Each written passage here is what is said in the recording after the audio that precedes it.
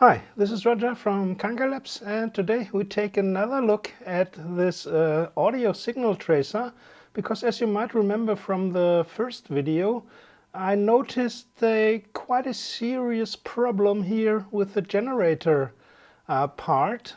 So now the nice feature of this thing is that you can switch the generator part directly to the analyzing part, which I have done now. And you see we have 4 different frequencies, 20 Hz, 1 kHz, 10 and 20 kHz. And here you can see 5 different output impedances and output levels. So we start with 50 ohms, and we start also with 1 kHz because that's usually the reference frequency. And now we set the measured level to 0. And now let's see what happens when we switch to 10 and 20K. You see, please watch also the minus sign. We have a minus 1 dB fall off at 10 kHz and also around minus 1 dB at 20 kHz. So this is not the problem that I'm talking of.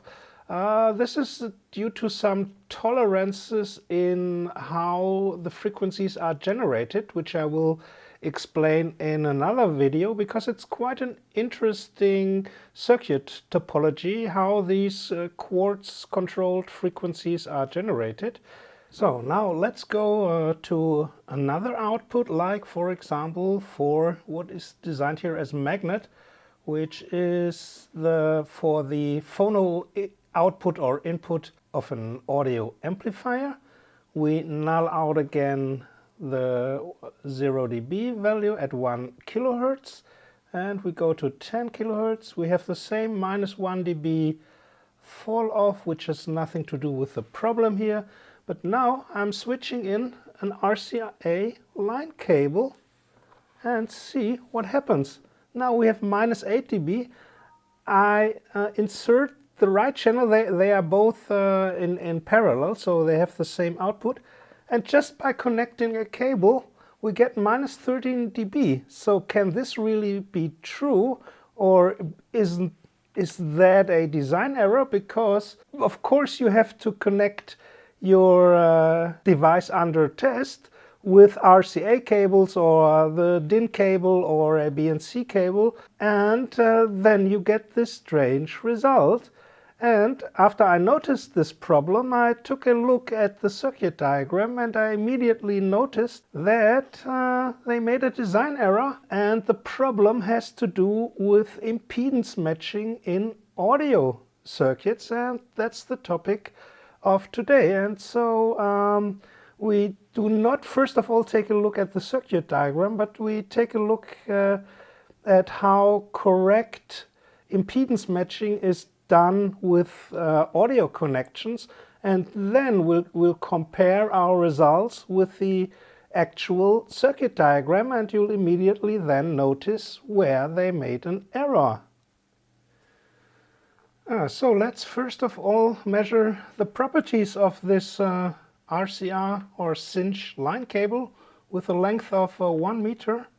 Let's start with the parallel capacitance between the two leads, and we get 313 picofarad. So let's note that down. And let's measure the other properties, the inductance. There we get 3.6 microhenry. And finally the resistance, and that is 2.6 ohms.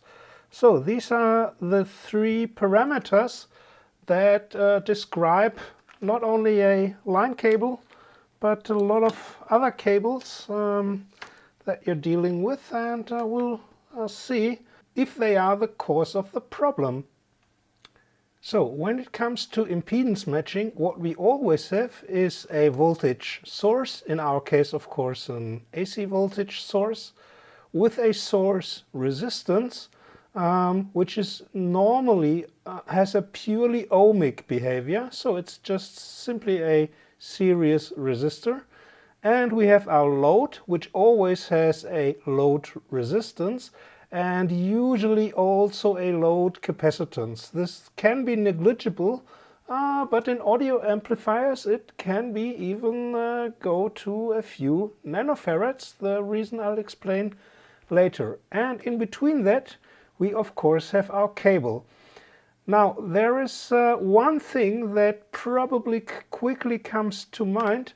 That is just the 50 ohms matching that you know from your radio frequency equipment, where you use these BNC cables or something like that. And there you will know you have a 50 ohms source and your load should also be 50 ohms, and the cable in between is going to be also, for optimum signal integrity, shall also be a 50 ohms cable.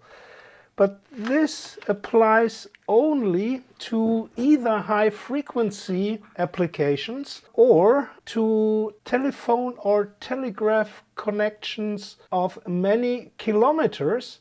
And that is where one misconception concerning connecting an audio source and an audio load comes into play. So some people, and this topic always comes up from time to time, they think, well, we have to match our source resistance and our load resistance. So in audio applications, from the past, there were 600 ohm sources and 600 ohm loads. This comes still truly from the era of telephone and telegraph lines, where these 600 ohm loads and the cable in between, they had to be matched. And this was also first introduced in very early radio and audio amplifiers, because your amplifier usually had a tube output, and tubes have quite a high output impedance, so there was usually even a little transformer to bring the output impedance of your tube or valve to 600 ohm, because that was the standard from telephone and telegraph lines, and your load also had 600 ohms. And this quasi-standard of 600 ohms still plays a role in studio equipment. Perhaps you remember when I explained the signal tracer, that the output level can be referenced to 0 dBm, and that is 1 milliwatts into a 600 ohm loads. And you might know from the past that studio headphones or professional headphones had and still have 600 ohms impedance, because then you can plug them directly without any additional amplifier into a 600 ohms source. And when you look at the data sheets of some audio amplifiers, you will also, audio op amps, you will also find that they are specified for driving a 600 ohm load, because this even today still plays a role, but only in studio equipment. So this has nothing to do with consumer equipment. It is absolutely nonsense to make an impedance matching concerning power matching, and that is exactly what you achieve.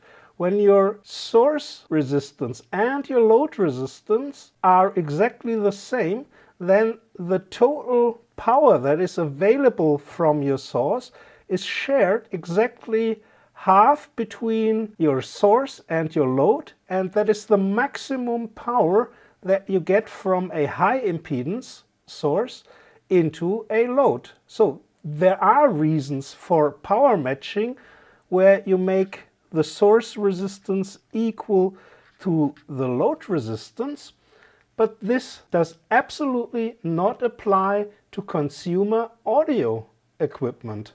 So forget about this concept when it comes to audio equipment.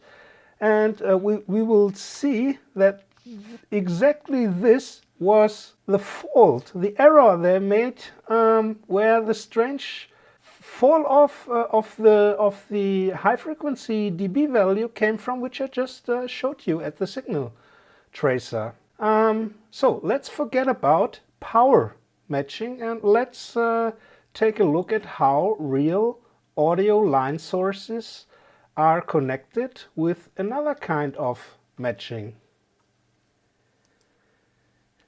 So what does the output of a typical line source of let's say an audio preamplifier, what is the output resistance? Well, today we don't have valves anymore or tubes, we have transistor outputs or op-amp outputs. And the typical source resistance of your line source is between 10 ohms, which is probably the lowest you can find, up to around 1 kilo ohm, which is typically the maximum. And our demonstration here was with our 50 ohms output. So let's take the 50 ohms value as typical and later in our simulation with LT-Spice. Now, what is the typical load of the input of an audio equipment, like the input of your preamplifier or of your power amplifier? It's typical between 10 and 100 kilo ohm. The most often find value is 47K. And the input capacitance, well, that varies quite largely. It usually was very low, between, let's say, 20 picofarad. But then in the 1980s, there came out regulations concerning EMI and RFI susceptibility of the inputs of audio equipment. And then, just to suppress any outside generated radio frequency interference, suddenly the values of the input capacitance of amplifiers were raised just to shorten out any radio frequency interference up to the nanofarad range, and there were even seen some amplifiers with input capacitance of 4.7 nanofarads. Now, where we have better shielding and better circuit topology, this in modern amplifiers is again reduced down to, let's say, 100 picofarad or something like that.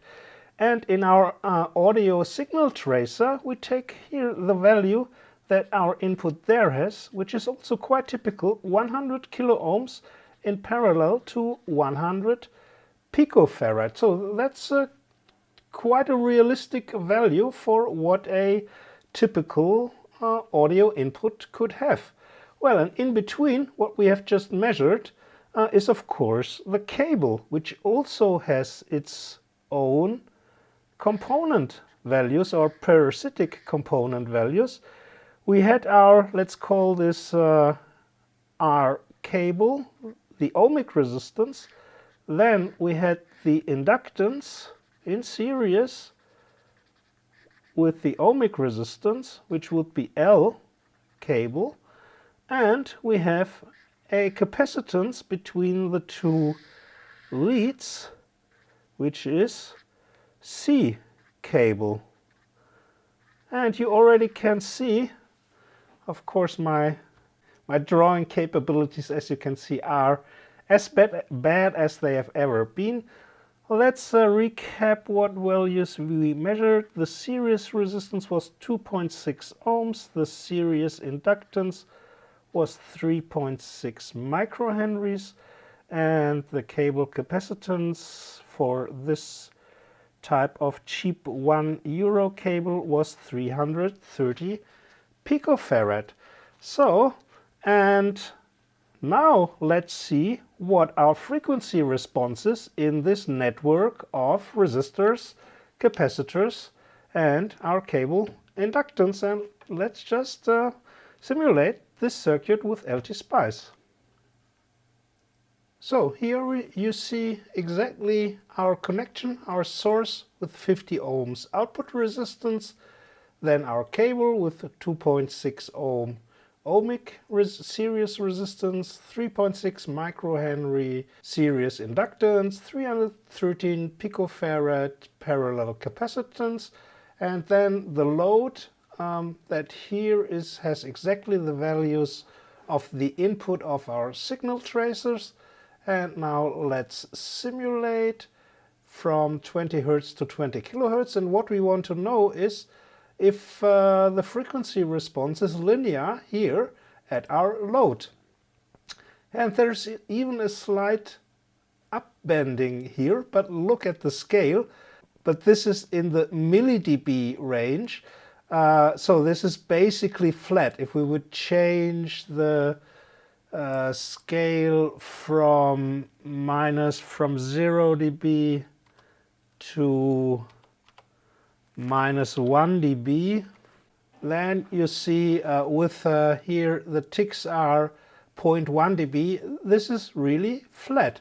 But this little upbending here, you already could see here we have a series resonant circuit. The components, the parasitic elements here, they interact with each other and they give a resonant circuit. So we have to watch out for this phenomenon.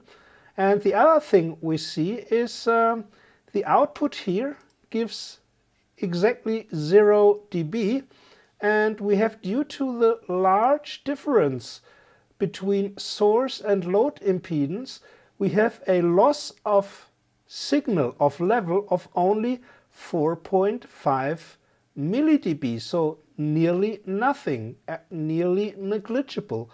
And that's the reason why in modern audio equipment you have a low source resistance and a high load resistance or impedance.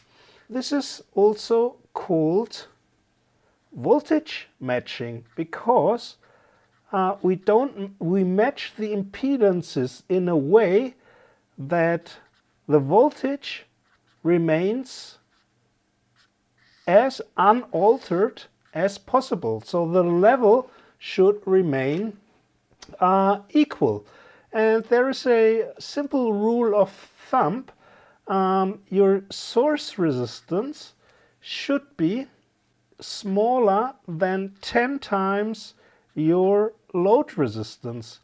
And you can see with a typical load resistance of 47 kilo ohms and a maximum output resistance or source resistance of 1 kilo ohm, we have this always achieved. Even the worst case, 1 kilo ohm of output resistance and 10 kilo ohms of input resistance, and that's really the worst case you will ever see when connecting audio equipment, is exactly this factor of 10, and anything else is better than that. So this is how you do it, and you see our frequency response gives no problem at all. We can, for the problem that I just told you, that in the 1980s there were, for suppressing radio frequency interference, sometimes the input capacitance of your stereo equipment was raised to 4.7 nanofarad. Let's see if this does any harm to our frequency. And you can see there's already a little drop. What do we have? A few millidBs. So this is still negligible if we have low source resistance, a reasonable cable with typical values. Then even 4.7 nanofarad do no perceptible harm to your frequency range or response, simply because the roll-off here remains in the millidB range or region. So everything okay with that. So the problem erased apparently from something that happens to the source resistance when I switch the output of the signal tracer, the frequency generation there, to another source other than the 50 ohms source. So this is the whole output circuitry. On the left side you see the 4 frequencies that are generated from a square wave with a special filter, 1 kHz, 20 Hz, 10 kHz, 20 kHz. And we'll concentrate on these 2 stages. So this is a kind of power amplifier. Here you have your CMOS multiplexer, which selects one of the 4 frequencies. It goes to your level potentiometer, an AC coupling capacitor. Already here you can see this is 1 microfarad in series with 27K. This should be raised to 10 microfarad because there's a little attenuation at the 20 Hz level, so at the lower frequency end. Then we have a TL081 op-amp and the output current is boosted by this little class B or class AB 2 transistor amplifier output stage. This is basically the low impedance output, and this one now goes to another multiplexer. First of all, the signal comes here from above, and then it either goes here for the 50 ohms output, directly relay switched with a, instead of 50 ohms, 47 ohms is okay. Here, this way, this way, this way, to the 3 parallel outputs, the cinch, or cinch they are called in Germany or Europe, the RCA jacks, and in parallel to the DIN 5-pole output. And for the internal connection to the analyzer, there's still a little buffer, a TL081. So the signal always internally goes with an extra op-amp buffer. But now let's concentrate here on this multiplexer. This one switches the different output voltages and output impedances. Let's, for example, take the phono output. That is when X2 and Y2 are selected. Then the signal goes through this 560K resistor. Then here 47K go to ground.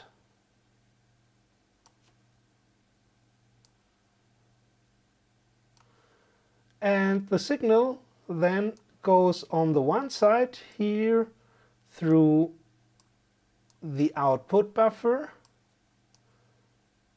when it's internally connected to the analyzer. But as you could see, the signal is also routed here to the RCA and DIN outputs. And what did we do? We connected simply the cable, the interconnect, the RCA interconnect cable here with its parasitic capacitance to the output, which also is present in the real world. And now there's also something you might notice. The level here is by this voltage divider. It is of course reduced around by a factor of 10. But what about the output impedance? And I've noted down the different voltages and output impedances, and you can see the 50 ohms output is no problem. 50 ohm output impedance, 1.5 volt maximum output voltage. But already the auxiliary output has 47K. Now that reminds you certainly what I wrote here. The typical input impedance of audio equipment is 47K, but the driving output impedance must be 1/10 or less of that. And that is apparently where they made an error. They thought, well, we're making the output impedances of our sources equal to what is usually at the input present, so they made a power matching. And this is completely wrong. The auxiliary output should typically be 1 kilo ohm. The phono output impedance, there is something that is called a phono standard output impedance for measuring the phono inputs, and that has 1 kilo ohm plus 500 millihenries, which represents the coil, the inductance inside your phono pickup. And a dynamic microphone has a typical output impedance between 200 and 500 ohms. So there they were, that was quite okay to give this 470 ohm and 9 millivolts. But for example, the output voltage of phono cartridges of stereo pickups is not a maximum of 120 millivolts. It should be better 10 millivolts. That's usually the maximum output voltage for a stereo pickup. And the microphone level, 9 millivolt, that is okay. It's usually around 10 millivolts, so that was quite okay. But again, the crystal or piezo pickups, they have output impedances between 100k and 1 mega ohm. So 100k would be quite okay, but what was really completely wrong were here the output impedances and partially also the output voltages of the auxiliary and the phono output. So let's simulate this, what this 47 kilo ohm output impedance, what this does with our frequency response. And we go back to LT Spice and just change the 50 ohm impedance to 47k, and let's observe what our frequency response makes, and that's where we have it. Here is a fall off which already starts at 100 Hertz, and at 10 kilohertz we have minus 24. We even have the attenuation of minus 3 dB here, which is not what it should be, and then it goes steeply down to the higher frequencies, and that was the effect when I connected here the cable. It is simply the cable impedance, especially here the parallel capacitance, because this builds of course a low pass filter with such a high output impedance. So that was just a design error. Let's see if we change it to a recommended value of a maximum of 1K, which is no problem to realize in the circuit just by changing some of the resistors here. We just have to change the value of the resistors and we get 1K output impedance. And let's see how it looks then. Well, we still have a slight fall off, but it's much less. It's only 1.5 dB, which is just tolerable. Perhaps it would be even better to change the output impedance here to 100 ohm, but certainly not 47 kilo ohms. And so we see two things when making audio measurements. You have to use a source impedance that comes near to the source impedances of your audio equipment, and not doing power matching by giving them equal impedances, but by making voltage matching, having a low output source resistance and a high input load resistance. And don't forget the influence of your cable. Of course, if you would change the values here, which are, by the way, quite typical for a 1 meter RCA stereo interconnect cable, if you would make it shorter, we would of course get only half the values. So let's change all the values to half of its value. 1.3 ohms. What is it? 1.8 microhenry. And 150 picofarad. And let's see if this gets any... I forgot here to change this back to 100 picofarad. And let's do it again.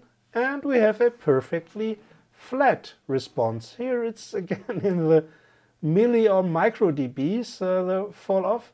So you could see shortening your cable improves the high frequency response at the 10 to 20 kilohertz range, and reducing the input capacitance back again down to 100 picofarad. This also helps. And these are typical things that you encounter when measuring, repairing, or improving audio equipment. But there is a third way of connecting audio sources and audio loads, and that was realized with the DIN connection. So, but we have another problem, and that is here with the DIN connector, which is wired in parallel to the RCA and to the BNC output. Now, I don't know how familiar you are when you're living in the US with DIN connectors. For audio applications, I think they were mostly used in Germany or Europe. And this is the typical 5-pole DIN connector. By the way, DIN is the abbreviation of the German Institute of Standards or Standardization. It originated from a 3-pin connector, which was used when connecting the first 2 tube amplifiers with the output of crystal radios. So their only ground and play was used. Record was used additionally later when recording devices like tape recorders became available. And they are available in a lot of pin configurations. You might know them still from the good old C64 home computer time, or from your keyboard, which originally had a 5-pin DIN connector. But as I said, for audio applications, they were mostly used in Europe, and they originated with a 3-pole DIN connector. And what was not standardized was only the form factor and how many pins and the angle of the pins, etc. But the voltage and impedance of sources and loads was never standardized. And it started as a kind of very high impedance connection, because the output of a crystal radio behind the rectifying diode, that's why it was originally called the diode plug or the diode connection or diode cable. This is a high impedance load. Let's take a look at what they did here. This is not a high impedance load. This is just in parallel to the RCA outputs, and that is not the way how you should do it. Why? Well, because of this. Originally, many DIN outputs had a maximum level of 1 volts and a series resistance of 1 megohm. So that is just the opposite to a low impedance voltage source. And there is a theorem in electronics that you can always transform a voltage source in a current source. And a voltage source with such a high output impedance behaves more like a current source. And it's easy to calculate the values. When you shorten out here at the output, you will get a current of 1 microamps, when you have a 0 ohm load resistance. So that's the short circuit current, and look upon it as that. Whatever load impedance you put here at the output, as long as it is smaller than around 1/10 of the output impedance, you will always get around 1 microamps, and only when you come near to 1 mega ohm, then the output current drops. So that's why a voltage source with such a high output impedance behaves more like a current source with exactly the same resistor. But in a current source, the output impedance is not in series, it's in parallel. Now you can do the math by yourself, but you can already see the open circuit voltage is simply the 1 microamps are flowing then only through the parallel output resistor, and that gives 1 volt open circuit voltage. So what do we have here? 1 volt open circuit voltage. We have 1 microamps short circuit current. And if we short circuit the output here with a 0 ohm resistor, then the whole current of our current source, 1 microamps, will no longer flow through the parallel resistor. It will completely flow through our 0 ohm resistor and give 1 microamps short circuit current. So they are exactly equal, and you can look upon as any voltage source also as a current source with the same value of the series resistance, which becomes here the parallel resistance. So that just for a short explanation. Now let's compare this with what they did here. We don't have a high impedance output which behaves like a current source. It is just switched to the outputs here of our multiplexer, to the resistor dividers or to the 47 ohms, and that is completely wrong. A DIN connector as a source needs a high ohmic output resistance. And what's typical, as I told you, it started out with output resistances in the range of 1 mega ohm. This later became smaller and smaller as the transistor was invented, or first before that tubes. And of course transistors can drive any kind of load, so you don't need that high output impedance. But a typical DIN connection looked like what we see on our next drawing. Now, how does a typical DIN connection look like? We have our DIN source, which is not a true regulated current source, but it's a voltage source with a high output impedance. And the output impedances came in the range, or come, if they are still used, between 100 kilo ohms and 2 mega ohms. And let's take a typical value from the DIN era of 470 kilo ohms. Then in between, we have our cable with our parasitic properties, and the load now had to be much smaller. So it's just the opposite to what we had in voltage matching. Here we had a low source resistance and an at least 10 times higher load resistance, just not to lose any voltage. In current matching, it's just the opposite. We have a high impedance source and we need a low impedance load for just not loading too much our source.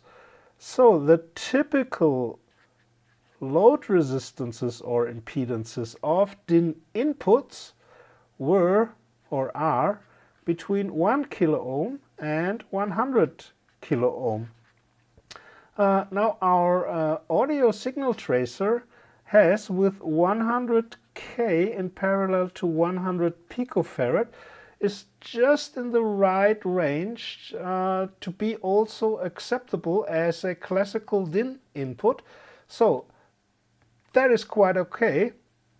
But remember, here the source resistance was not in the range of 470k. It was depending on which source is switched between 47 ohms and what was the highest, 47k. So very far away from a constant current source. And they could have simply fixed this by putting a 470k resistor here and cut off this line and replace this trace with a 470k output resistor, and you would have a true DIN output. So there's one thing that you should know. Because your load is now smaller than your source, of course the voltage that is here generated, or the current that comes from our current source, in our case, let's suppose we have half a volt, then we get exactly the behavior of a 1 microamps source. And now, of course, it would be good to have as small as possible load resistance for not loading our current source too much. But the lower the load resistance, the smaller the voltage, because the output voltage is the load resistance times the constant current source. And if we only have 1 microamp and take, for example, 1 kilo ohm, that would result in a full-scale voltage of only 1 millivolt. So that is clearly too much. So you have to make a compromise, and that's why 100k is quite a good compromise. You get then from a half-volt source, which gives you a nearly constant current of 1 microamps, you get with 100k 100 millivolts. So there would be the load resistance times the source current would be 1 microamps times 100 kilo ohms, and that gives 100 millivolts full-scale voltage, and that's okay for analyzing or measuring or amplifying here your voltage. But 1 millivolt would be clearly not enough. So remember, DIN connections work on a completely different principle, and that is with current matching, where everything is reversed from low impedance to high impedance. In voltage matching, we are going just the opposite. High impedance source, low impedance load. And now we still have to check, what about the frequency response if we put our line interconnect cable with its parasitic properties in between? So the only thing we have to change here is from our 50 ohms output resistor to 407k as a typical DIN output impedance, and see what our frequency response is doing. And that's the typical problem with DIN connections. Of course, we get this attenuation from 0 dB down to 0.15 dB due to the voltage divider here from 470k to 100k. But that is not the real problem. The real problem is that the frequency drops off, even starting at around 1 kilohertz. And that's, of course, unacceptable for hi-fi equipment. It would have been okay in the era of crystal radios and tube radios, but certainly not for hi-fi applications. So what can we do about it? Let's first of all, we cannot get rid of the cable. The cable just has these parasitic properties. Our source is fixed with the 470k, so we only can change some properties of the load. So let's see what happens if we go as recommended to a lower load values. Remember, DIN connections, high source impedance, and as low as possible load resistances or impedances. Let's go to 10k. Now, there is one thing we already know what will happen. The level of the voltage will of course drop again by 20 dBs because now our voltage divider is 1 in 50 instead of 1 in 5 or 1 in 6. But let's see what happens with the frequency response. And did it get any better? We are now at minus 33.6 dB, but it remains flat now for a longer region, and it only drops to minus 34 dB, so just around a drop of half a dB, which would already be acceptable for hi-fi applications if we're not going to the highest demands. But a 1 dB loss is okay. So we have to go to lower load impedances just to get rid of this high-pass filter effect. We could also try to reduce the input capacitance. The minimum value will probably be 10 picofarad because there are always some parasitics, and we still have the cable capacitance. And let's see what we get now. It even gets better now to 0.1 dB, so we're at minus 33.6 starting and going to minus 33.8, so that's less than 0.2 dB. So you have to watch out in DIN connections for two things. Have a load impedance as low as possible, although your voltage also drops, and have parasitic capacitances as low as possible. If you change either or both of the values to a higher value, you will always get this low-pass filter effect. So that's the real problem with DIN connections.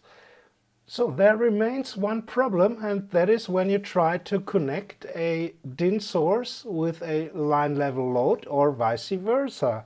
What would happen? I've already changed the values here for the typical DIN output with 470k output resistance, and we leave our line level load at 100k in parallel with 100 picofarad.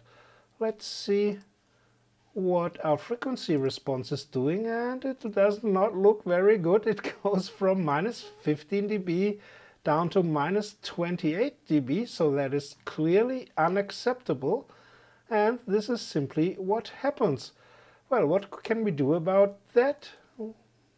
Let's try just to bring our line level load down. Of course, our level itself will also go down. But let's see if the frequency response does become flatter. Yes, it does. Now we go from minus 33.6 dB down to minus 34. So that is a drop of 1 dB, and that is barely acceptable. Only those with good ears will hear this 1 dB drop. So the fix is, if you observe or measure any frequency drop at the higher frequency at this kind of connection, just lower your input impedance of your line level load down to, for example, 10k. And now let's change this to the opposite problem, connecting a line level source to a DIN load. So I've changed the values and the designations. The output impedance now changed to 1 kilo ohms, and the DIN input as 100k in parallel to 100 picofarad. And let's see what happens. Now our frequency response is quite good. Remember, these are millidBs, so it goes from minus 87 millidBs down to minus 98 millidBs. So there is no problem if we would change the scale. This 10 millidB roll-off nobody will hear, and that's no problem. But remember, now we're here at nearly 0 dBs. Because the DIN input presents nearly no load, we get the full voltage of 1 volts of a typical line level source at the DIN input, and this could present a problem because the DIN input only expects about 100 to 150 millivolts full scale voltage. So the amplifier stage that comes behind here could already be clipping. And what can we do about that? Well, we'll make a simple voltage divider here to bring the voltage down so that the DIN input is not clipping. Frequency response is no problem in this direction, so an adapter cable does not present any problem concerning frequency range, but the level could be too high. Your DIN input might get away with 1 volt full scale voltage, but it could also be clipping. So that was it for today, for a little excursion into audio interconnect problems, what you have to watch out for, and how you can fix the problems, especially when connecting line level with DIN inputs or outputs. So thanks for watching. I hope to see you next time. Bye from Roger. Bye from Kanka Labs.